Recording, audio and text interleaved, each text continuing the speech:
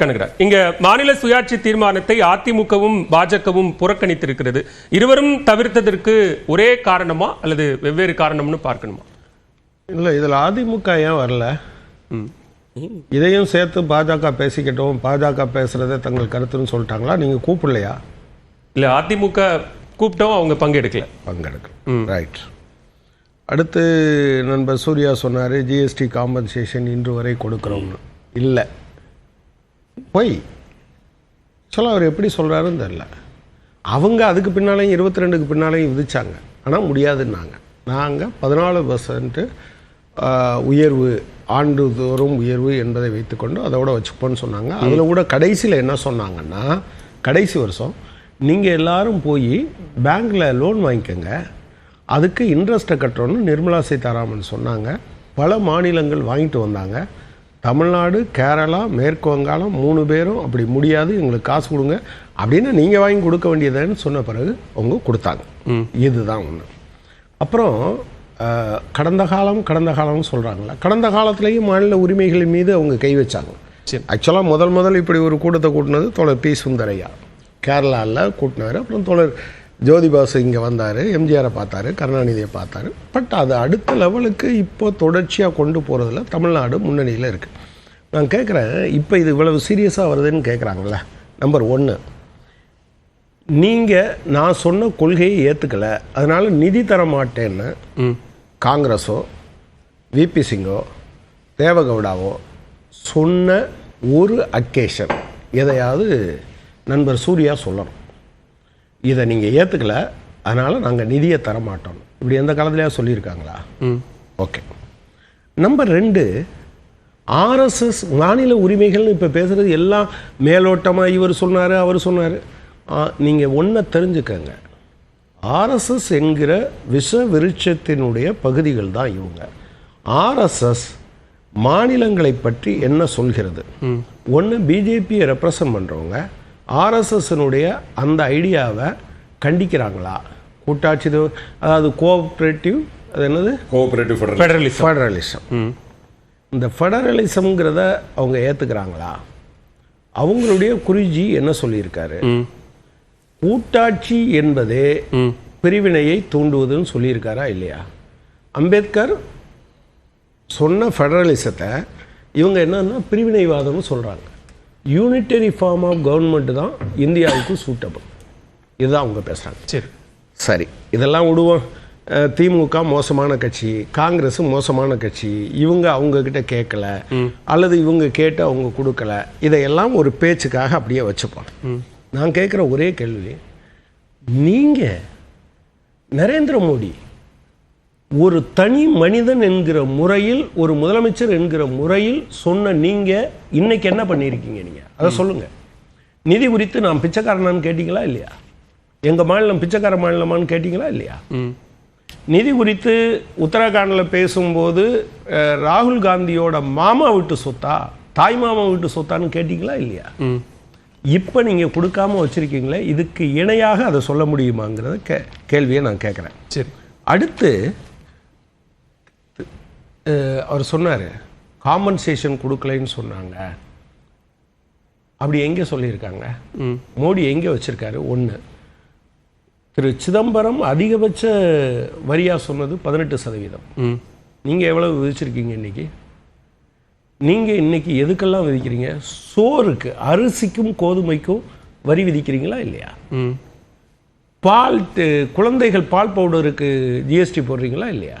சரி, ரொம்ப, அதாவது அவங்க சொன்னது வேற, நாங்கள் சொன்னது அதை விட கொடூரமான விஷயத்தை இவங்க வச்சுருக்காங்க. ஐஏஎஸ் ஐபிஎஸ் ஆஃபீஸர் இருக்கணும் தமிழ்நாட்டில். நீங்கள் எதுக்காக இப்போ ஐஏஎஸ் ஐபிஎஸ் சென்ட்ரல் கேடர்னு அவங்க எதையும் ஒதுக்குறது இல்லை.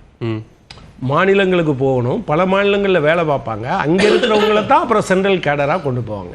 ஏன்னா இந்த பிரின்சிபலை ஏற்றுக்கொண்டதுனால அவங்க வெறும் இங்கே இருந்து அதிகாரம்னு பார்க்கக்கூடாது, மாநிலங்களுக்கு போயிட்டு வந்தால் தான் இதெல்லாம் பார்க்க முடியுங்கிறதுக்காக நீங்கள் வந்தோடனே என்ன செஞ்சீங்க? நான் கேட்பேன், கேட்டதில் நீங்கள் இத்தனை நாளைக்குள்ள கொடுக்கலைன்னா ஆட்டோமேட்டிக்காக என்ன ஆயிடுவார்? அவரும் அங்கே வந்துடுவார். இப்படி ஒரு பயமுறுத்துகிற வேலையை நீங்கள் பண்ணதுனால அது ரொம்ப ரொம்ப முக்கியமானது. அப்புறம் நீங்கள் நான் என்ன சொல்கிறேன்னா, இன்றைக்கு முன் எப்போதையும் விட மாநிலங்களுக்கான உரிமை என்பது ஒரு மிகப்பெரிய அச்சுறுத்தலுக்கு உள்ளாகி இருக்கிறது. நான் என்ன சொல்கிறேன், எமர்ஜென்சி சமயத்தில் கன்கரண்ட் லிஸ்ட்டுக்கு கொண்டு போனதே தப்புன்னு சொல்கிற நீங்கள் இன்னைக்கு 1ஆம் கிளாஸ்லேருந்து எல்லாத்தையும் சென்ட்ரல் லிஸ்ட்டுக்கு கொண்டு போனது எப்படி? நீங்கள் கொண்டு போகலைன்னு சொல்லுவீங்க, ஆனால் நீங்கள் நேஷ்னல் எஜுகேஷன் பாலிசியினுடைய இம்ப்ளிகேஷன் என்ன? நீங்கள் சொல்கிறது தான் பண்ணணும்னு சொல்கிறீங்க. எப்படி சரியாக இருக்கும்? எனவே தான் நீங்கள் வேறு எந்த காலத்தையும் விட இது முக்கியமானதாக இருக்கிறது. இதில் எனக்கு ரொம்ப வருத்தமாக இருக்கிறது, அதிமுக தன்னுடைய சுயத்தை இதில் எப்படி இழக்கலாம்? ஆக்சுவலாக 1000 விமர்சனங்கள் ஜெயலலிதா மீது வைக்க முடியும், இப்போதும் அந்த விமர்சனங்கள் என்ன. ஆனால் அவங்க என்ன சொன்னாங்கன்னா, நான் போய் பிளானிங் கமிஷன்கிட்ட காசு கொடுத்துட்டு அவங்ககிட்ட நான் தொங்கிட்டே இருக்கணுமா?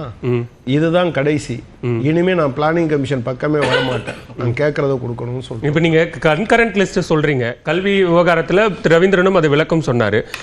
குறிப்பிட்ட அந்த காலகட்டத்தில் திமுக கூட்டணியில இல்லை, ஆனா அதற்கு பிறகு வலிமை வாய்ந்த ஒரு கூட்டணியாக சொல்வதை கேட்கக்கூடிய இடத்துல காங்கிரஸ் இருந்த இடத்துல திமுக இருந்தது. அந்த காலகட்டத்தில் அதை கேட்டு மாநில பட்டியலுக்கு கொண்டு வருவதற்கான முயற்சிகளை எடுக்காம இப்ப அதை மோடி அரசு வந்த பிறகாக தற்போது அதை கேட்பதுதான் சந்தர்ப்பவாதம், அதைத்தான் அரசியல் அப்படின்னு அவங்க சொல்றாங்க. சரி, அந்த பீரியட்ல இப்படி கேட்பதற்கான என்ன பிரச்சனை இருந்ததுன்னு சொல்லுங்க. இப்போ நான் என்ன சொல்றேன்னா, நிதி சார்ந்து இப்போ நான் உங்கள்கிட்ட கேட்டேன், சூர்யா சொல்லுவார், இந்த பாலிசினால இந்த பணத்தை நாங்கள் கொடுக்க மாட்டோம்னு சொன்ன ஒரு விஷயத்த சொல்லுங்க. 13வது நிதி கமிஷன் வர முழுக்க 1971 மக்கள் தொகையின் அடிப்படையில் கொடுக்கப்பட்டது. 15வது நிதி கமிஷனுக்கு நீங்க என்ன பண்ணீங்க? 4 கிரைட்டீரியன் வச்சிருக்கீங்க, கார்டு எவ்வளவு இருக்குலாம் சேர்த்து வச்சிருக்கீங்க. சரி, இதை எப்படி பார்க்கறது? 2011 சென்சஸை அதில் ஒரு பகுதியாக சேர்த்து வச்சிருக்கீங்க. இதெல்லாம் அப்போ இருந்ததா? நான் என்ன கேட்குறேன்னா, ஸ்பெசிஃபிக்காக இந்த விஷயத்தில் மாநில உரிமையை காங்கிரஸோ அல்லது ஐக்கிய முற்போக்கு கூட்டணியோ ஏதோ ஒரு அரசாங்கம் அதில் வந்து தலையிட்டாங்க, அப்போ இவங்க கேட்காம இருந்தாங்க என்று சொல்வது கரெக்ட். இப்போவும் கூட நரேந்திர மோடி அரசாங்கம் PM ஸ்ரீ ஃபண்டை காரணம் காட்டி நமக்கு வரக்கூடிய பணத்தை நிறுத்தி வைப்பதோ, சரி, அல்லது 100 நாள் வேலைக்கான காசை 4 மாதம் 5 மாதம் கொடுக்கல, மறந்துடாதீங்க, 4-5 மாதம் கொடுக்கல, கொடுக்காமல் இருப்பதோ என்கிற நிலைமை வந்தால் திமுக இப்படி ஒரு தீர்மானம் போட்டா அப்ப நானும் சேர்ந்து என்ன பேசியிருப்பேன் அப்படின்னு சொன்னா, இது தப்புங்க, இவங்க தப்பா சொல்றாங்க, அரசியலுக்காக சொல்றாங்கன்னு சொல்றாங்க. சரி, இது உண்மையில் வெறும் அரசியல் அல்ல, இது வயிற்றுப்பாட்டோடு சம்பந்தப்பட்டது. கிராமப்புறத்தில் அன்றாடம் வேலை பார்க்கிற கிராமப்புற விவசாய கூலி தொழிலாளிகள் இருக்காங்களா, 100 நாள் வேலை, அவங்களுக்கான காசு 5 மாசமா போகாது சம்பந்தப்பட்டது. சரி, கிராமப்புறத்தில் இருக்கக்கூடிய நம்முடைய பள்ளிக்கூட குழந்தைகளுக்கு கல்வி கற்றுக் கொடுக்குறாங்கல்ல ஆசிரியர்கள், அவங்களுக்கான சம்பளத்தை கொடுக்க மாட்டேன்னு சொல்றத சம்பந்தப்பட்டது. தமிழ்நாட்டில் இருக்கக்கூடிய மருத்துவ கல்லூரிகளில் 15% இடஒதுக்கீடு யாருக்கெல்லாம் இருக்கும்? சென்ட்ரல் கவர்மெண்ட்டும் ஏத்துக்கும், ஸ்டேட் கவர்மெண்ட்டும் ஏத்துக்கும், எல்லாரும் அமல்படுத்துவாங்க. சரி, நீங்க கல்வி, மருத்துவம் அல்லது நிதி உள்ளிட்ட இந்த மாதிரி பிரதான விஷயங்களை தாண்டி முந்தைய குழுக்கள் பரிந்துரைத்த நிறைய பரிந்துரைகள்லாம் இருக்கு, அதெல்லாமும் கூட தான் நிறைவேறல, அது தொடர்பா ஏன் இத்தனை ஆண்டு காலமாக கேள்வி எழுப்பல அப்படின்னு கேட்கிறாரு. இல்ல, அதைத்தான் நான் என்ன சொல்றேன், அது முட்டி மோதி பிரச்சனையாக வருகிற போது, இப்போ IAS IPS ஆஃபீஸர் கடந்த காலத்துல ஸ்டேட் கவர்மெண்ட் நோன்னு சொல்லிட்டா அவ்வளவுதாங்க. இப்போ இவங்க பேர் என்ன, IAS அமுதா IAS, உண்மையிலே அவங்கள சென்ட்ரல் கவர்மெண்ட் கூப்பிடும்போது எனக்கெல்லாம் இப்படி ஒரு நல்ல அதிகாரியை எதுக்கு இவங்க சென்ட்ரல் கவர்மெண்ட் கொடுக்குறாங்க, தமிழ்நாட்டிலே இருக்கலாமேன்னு நான் நினைச்சேன். அவங்க போனாங்க, திரும்பி வந்துட்டாங்க. ஆனா இப்ப சட்டத்தை என்ன கொண்டு வர்றாங்க, டீம்டு டிரான்ஸ்ஃபர். நீங்க அப்படி ஒண்ணு கேட்டு நீங்க கொடுக்கலைன்னா நீங்க 90 நாள் நினைக்கிறேன், 90 நாளா 30 நாளான்னு எனக்கு தெரியல, இவங்க ஆட்டோமேட்டிக்கா அவங்க சென்ட்ரல் கேடர் ஆயிடுவாங்க. அப்போ இதை அமல்படுத்தணும் கேட்க வேண்டியிருக்கு. இதுவரை அது ஒரு அச்சுறுத்தலாகவோ அல்லது ஒரு கொள்கை ரீதியான ஒரு மிகப்பெரிய கடுமையான பிரச்சனையாகவோ இல்லாத போது நீங்க விட்டுருவீங்க. இப்போவும் கூட நரேந்திர மோடி அரசாங்கம், பிஜேபி அரசாங்கம் RSS வழிகாட்டுதலின்படி மாநிலங்களை ஒழிப்பது என்று அவர்கள் முடிவெடுத்ததன் அடிப்படையில் அவங்க செய்யறாங்க பாத்தீங்களா? அது இல்லாம இருந்தா திமுக கொண்டு வந்தா நம்ம எல்லாரும் சேர்ந்து இந்த தீர்மானத்தை எதிர்ப்போம். சரி, ஓகே, பேசும். சூர்யா, இங்க மாநிலத்திற்குன்னு தனியா ஒரு அதிகாரம் கொடுக்க முடியாது, மாநில சுயாட்சியால நாட்டினுடைய வலு குறைந்து போகும் அப்படிங்கிற சட்டமன்ற குழு தலைவர், மாநில தலைவர் நயினார் நாகேந்திரன். அதன் பொருள் என்ன? கனகராஜ் ஐயா சொன்னாரு, பால் பவுடருக்கு கூட வரி போட்டுட்டாங்க ஜிஎஸ்டின்னு சொல்லிட்டு. ஜிஎஸ்டி வருவதற்கு முன்னாடி பால் பவுடருக்கு வேட் 4% வெவ்வேறு மாநிலங்களுக்கு வித்தியாசப்படும். Excise duty 6% uniform. அப்போ 10% அதற்கான வரியாக இருந்தது பால் பவுடருக்கு. ஜிஎஸ்டி வந்ததுக்கு அப்புறமா அது 5% குறைந்திருக்கின்றது அப்படின்றது கருத்துல சொல்லிடுறேன். இரண்டாவது, நீங்க கேட்ட கேள்வி நயினார் நாகேந்திரன் அவர்கள் என்ன சொல்றாங்க?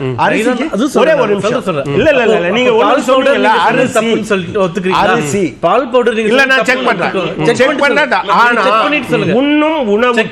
அரிசிக்கும் கோதுமைக்கும் இதுவரை எந்த அரசாங்கத்திலாவது நீங்க தவறா சொன்னீங்க. நான் அரிசி பத்தி இதே மேடையில பதில் சொல்றேன். அடுத்து சொல்லுங்க சொல்லிட வேண்டியதானே. சொல்லிடுங்க, அப்புறம் நான் சொல்றேன். நீங்க கேட்ட கேள்விக்கு நயினார் நாகேந்திரன் அவர்கள் என்ன சொல்றாருன்னா, இன்னைக்கு அரசியலமைப்பு சட்டத்தின்படி நம்ம கனகராஜ் ஐயா சொன்ன மாதிரி unitary form of government fix பண்ணிட்டோம். ஃபெடரல் ஃபார்ம் ஆஃப் கவர்மெண்ட் கிடையாது. ஆனால் இவர்கள் சொல்வது எல்லாமே நம்ம அரசியலமைப்பு சட்டம் சொல்கின்றது.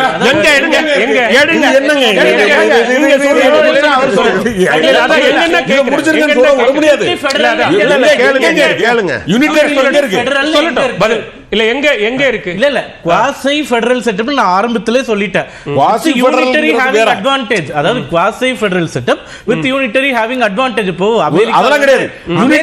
யூனிட்டரிங்கிறது கிடையாது. ஆமாம், யூனிட்டரி ஃபார்ம் கவர்மெண்ட் கிடையாது. It is against the unitary interpretation. வேற இருக்கிற கருத்து ஃபேக்ட் வேற. ஒரு கேள்வி கேக்குறேன், அமெரிக்காவும் இந்தியாவும் ஒரே மாதிரியான அரசியலமைப்பு சட்டத்தை கொண்ட நாடுகளா? இல்லை இருக்கா? இல்லை இல்லை. அவ்வளவுதான் முடிஞ்சிருச்சு. அவ்வளவுதான் முடிஞ்சிருச்சு. அமெரிக்காவுல வரியை மாநில அரசாங்கங்களே முடிவு செய்து கொள்ளலாம், வசூலித்துக் கொள்ளலாம். இந்தியாவுல பண்ண முடியுமா? முடியாது. அதை நீங்க சொல்றீங்க. நம்முடைய முன்னோர்கள் யோசிக்கலையான்னு நான் கேட்கிறேன். அவங்க ரொம்ப யோசிச்சாங்களா இல்லையா? ரொம்ப யோசிச்சு டாக்டர் அம்பேத்கர் ஐயா என்ன சொன்னார்னா, யூனிட்டரி கவர்மெண்ட் நமக்கு ஒத்து வராது, இந்த நாட்டுக்கு ஒற்றுமையாக இருக்கணும் அப்படின்னா யூனிட்டரி கவர்மெண்ட் வாஷ் அவுட், அது கிடையாது. ஆனால் ஃபெடரல் ஸ்ட்ரக்சர்ல அமெரிக்கா மாதிரி ஏன் முடியாதுன்னா, அவர் ஏன் குவாசி ஃபெடரல்னு கொண்டு வந்தார்னா, ஃபெடரல்னா பிரிந்து போகிற உரிமை உண்டு, அதுதான் ஃபெடரல், ரைட்? ஆனா நம்ம குவாசி ஃபெடரலா ஏன் மாத்திரம்னா எந்த மாநிலமும் பிரிந்து போக முடியாது. இந்த ஒரே இடத்துல தான் ஃபெடரல் குவாசி ஃபெடரலா மாறுதே தவிர வேறு எந்த அதிகாரத்தையும் ஐயா அம்பேத்கர் ஒன்றிய அரசுக்கு தரல. சரி, முடிச்சிட்டோம். சூரிய ஒன்றிய அரசுக்கு கொடுத்ததான் நீங்க மாத்தணும்னு சொல்றீங்க. அவர் வடிவமைத்த அரசியலமைப்பு சட்டத்தை மாத்தணும்ன்றத உங்களுடைய பிரச்சனையா இருக்கு. அது எப்படி இது நிறைவேற்றப்பட்ட பிறகுதான் கோல்வால்கர் என்ன சொல்றாருன்னா, யூனிட்டரி ஃபார்ம் ஆஃப் கவர்மெண்ட் தான். எது பேசினாலும் அவர் கோல்வால்கர் என்ன சொன்னாரு, ஹெட்கேவர் எங்க சொன்னாரு, அரசாங்கம் நடந்துட்டு இருக்குங்க, 50 ஆண்டுகளா மாநில அரசாங்கங்கள் நடந்துட்டு இருக்கு, எதுக்கு நீங்க சுணக்கத்தை கண்டுபிடிச்சிட்டீங்க? நீங்க எல்லா விவாதத்திலயும் கோல்வால்கர் அது சொன்னாரு, இது சொன்னாரு, இது சொன்னாருன்னு சொல்லிட்டு கடந்து போக முடியாது. கோல்வால்கர் சொன்னதுக்கு அப்புறம் தான் கோல்வால்கர் சொன்னதுக்கு அப்புறம் தான் 10 ஆண்டுகள் மோடி அவர்கள் பிரதமரா இருக்காரு, வாஜ்பாய் அவர்கள் 5 ஆண்டு பிரதமரா இருக்காரு. அந்த விஷயங்கள்ல ஏதாச்சும் மாறுபாடு வந்திருக்கா? அவருடைய கருத்தா வைக்கிறார். மாநில உரிமைகளை குஜராத் முதலமைச்சராக மோடி அவர்கள் முன்னிறுத்தி பேசினார் இல்லையா? ஆளுநர் அதிகாரம் தொடர்பாகவோ அல்லது மாநிலத்திற்கு கிடைக்க வேண்டிய நிதி தொடர்பாகவோ அப்போ பேசினார் இல்லையா? அது இப்ப வரும்போது ஏன் அது எதிர்ப்பா மாறுதுன்னு கேக்குறாங்க. டெவல்யூஷன் எவ்வளவு இருந்தது? எவ்வளவு % இருந்தது? 34% இருந்தது. இன்னைக்கு 42% ஆயிருக்கா இல்லையா?